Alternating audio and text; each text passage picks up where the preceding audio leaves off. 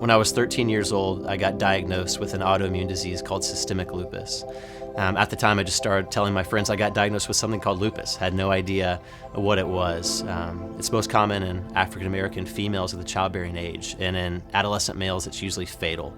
And so it just started going crazy on my body, immediately attacking my kidneys. Immediately I'm on chemotherapy and going in and out of hospitals and missing classes and eventually needing to be put on dialysis. It's that moment where you feel like you have a preferred future for your life. You feel like there's things, if you could write the story, you put these things in. God, this is what I want life to look like. And it felt like someone just tossed a grenade into the preferred future, and everything was different.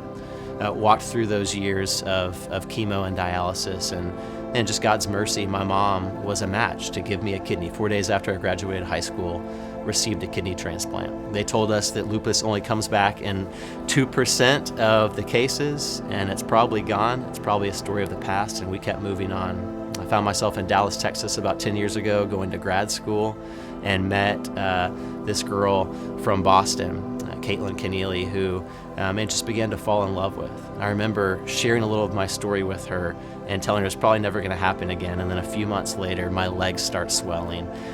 Friends start telling me I'm looking different, not looking like how I looked. Is something wrong with you? And the doctors came back with a diagnosis that lupus is attacking your kidney. Again, your transplanted kidney this time. You're going to need another kidney transplant. You're probably going to go on dialysis, and we're going to start chemo really soon. And it's that moment of devastation of like, where is God, and is God really working? And it's the waiting times and weeping times and worst of times, and God's mercy, just friends from church praying for us, start getting tested, and even though we had heard I was going to wait on dialysis for 10 to 15 years and wouldn't match to 99% of the general population, Caitlin ended up getting tested after we got married, and she ended up being the match. Just God's miracle mercy, His providence. Everything didn't get perfect after that, and we still had the scars from the surgery. We still had the scars of walking through suffering and the hospital stays that would come.